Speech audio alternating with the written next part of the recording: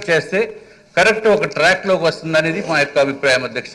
దయచేసి ప్రభుత్వాన్ని మంత్రివర్యుల్ని కూడా త్వరితగతిన ఈ వైట్ కార్డు విషయంలో తగిన చర్యలు తీసుకోవాల్సిందిగా మేము కోరుతున్నాం అధ్యక్ష.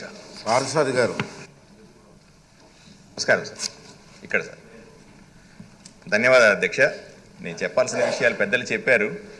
ముఖ్యంగా ఒక విషయాన్ని ప్రభుత్వం దృష్టి తీసుకొస్తున్నాను అధ్యక్ష. గత 5 సంవత్సరాల్లో ఆరోగ్యశ్రీ కార్డు కోసం, ఎందుకంటే వైద్యం బాగా విలువైనది అవ్వడం వల్ల వీళ్ళు బియ్యం కోసం అని కాకుండా ఆరోగ్యశ్రీ కార్డు కోసం కొంతమంది లేదా రిజర్వేషన్లు పొందడానికి, ఎందుకంటే ఎస్సీ ఎస్టీలకైతే క్రీమీ లేయర్ ఉండదు అధ్యక్ష, ఈడబ్ల్యూఎస్లో కానీ లేదా ఓబీసీలో రిజర్వేషన్ కోసం కూడా ఈ తెల్ల రేషన్ కార్డు చూస్తూ ఉన్నారని, ఈ తెల్ల ఆదాయ మార్గాన్ని తగ్గించి ఆదాయాన్ని తక్కువగా చూపించి తెల్ల రేషన్ కార్డు తీసుకునే ప్రక్రియ గత 5 సంవత్సరాల్లో విపరీతంగా పెరిగి కార్డుల సంఖ్య పెరిగింది అధ్యక్ష.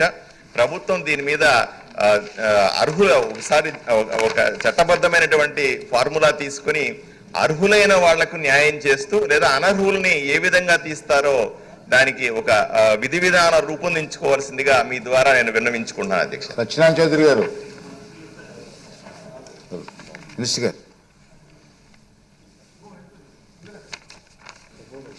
అధ్యక్ష, గౌరవ సభ్యులు విష్ణుకుమార్ రాజు గారు, పార్థసారథి గారు, ఈశ్వరరావు గారు లేవనెత్తిన పలు అంశాల గురించి కొంచెం వివరణ ఇవ్వాల్సిన సందర్భం అధ్యక్ష. ఎందుకంటే ప్రభుత్వం ఎప్పుడు కూడా పేద కుటుంబాలని ఆదుకోవాలి, రాష్ట్రంలో మేము చేస్తున్న సంక్షేమ కార్యక్రమాల ద్వారా ఎక్కువ మందికి మన అర్హత కలిగే విధంగా ఒక అండగా నిలబడాలి, ఒక భరోసా కల్పించే విధంగా ముందుకెళ్లాలని మా కూటమి ప్రభుత్వం ఎప్పుడు కూడా ఆలోచిస్తూనే ఉంది అధ్యక్ష. కానీ కొన్ని నిబంధనలు కేంద్ర ప్రభుత్వం కానివ్వండి, గౌరవ సుప్రీంకోర్టు కానివ్వండి ఎప్పటికప్పుడు అందిస్తూనే ఉన్నాయి. అందులో భాగంగా అసలు ఉన్న రేషన్ కార్డుల గురించి సంఖ్య ఇందాక గౌరవ సభ్యులు ఈశ్వరరావు గారు చెప్పారు. వాస్తవం ఏంటంటే అధ్యక్ష, ఈరోజు 1,46,00,000 రేషన్ కార్డులు ఉన్నాయి అధ్యక్ష మనకి రాష్ట్రంలో. అంటే దాదాపు 4,26,44,000 మందికి మనకి బీపీఎల్ రేషన్ కార్డ్స్ అందించడం జరిగింది అధ్యక్ష. అంటే దాదాపు 91% జనాభాకి మనం రేషన్ కార్డ్స్ అందిస్తున్నాం అధ్యక్ష. కవరేజ్లో ఎప్పుడు కూడా ఇక్కడ లోపం లేదు అధ్యక్ష. దీనికి ఎక్స్క్లూజన్ క్రైటీరియా అనేది ఎప్పుడు కూడా మేము పెట్టలేదు. ఎలిజిబిలిటీ క్రైటీరియా అనేది మాత్రం జాతీయ ఆహార భద్రత చట్టం ప్రకారంగా, అదేవిధంగా రాష్ట్రాలకి కేంద్ర ప్రభుత్వం అందిస్తున్న గైడ్ లైన్స్ ప్రకారంగా మనం కొన్ని ఎలిజిబిలిటీ క్రైటీరియా ఏర్పాటు చేసాం అధ్యక్ష.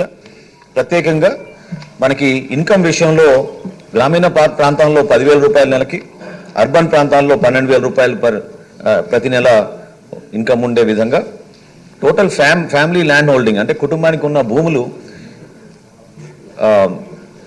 Wet lands 3 acres, dry land 10 ఎకరాల కన్నా తక్కువ ఉండాలి అధ్యక్ష.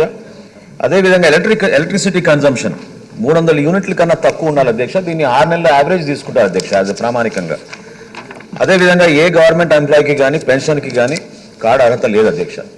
కానీ ఎవరైతే పాపం కష్టపడి పనిచేస్తున్నారో శానిటేషన్ వర్కర్స్ కానివ్వండి, సఫాయి కర్మచారులు కానివ్వండి, మున్సిపల్ కార్మికులు ఎవరైతే పనిచేస్తున్నారో వాళ్ళందరికీ కూడా దీంట్లో ఎగ్జంప్షన్ ఉంది. అదేవిధంగా 4 వీలర్స్ విషయంలో వీళ్ళకి 4 వీలర్స్ ఉంటే ఖచ్చితంగా వాళ్ళకి ఆ ఎలిజిబిలిటీ క్రైటీరియాలో వాళ్ళకి అర్హత లేదు అధ్యక్ష. ఇన్కమ్ ట్యాక్స్ విషయంలో మీ అందరికీ తెలుసు, కేంద్ర ప్రభుత్వం ఎప్పుడైతే ఈకేవైసీ ప్రాసెస్ చేయమందో ఆధార్ని మనం అనుసంధానం చేసుకుని ఒకే ఒక్కసారి ఇప్పటివరకు మనకి ఇన్కమ్ ట్యాక్స్ గురించి కూడా మనం డేటా షేర్ చేసుకున్నాం. సో అందులో కూడా ఇన్కమ్ ట్యాక్స్ పే ఎవరిని ఉంటే వాళ్ళకి అర్హత ఉండదు అధ్యక్ష. మున్సిపల్ ప్రాపర్టీ 1000 square feet కన్నా ఎక్కువ ఉంటే ఖచ్చితంగా వాళ్ళకు కూడా అర్హత ఉండదు అధ్యక్ష.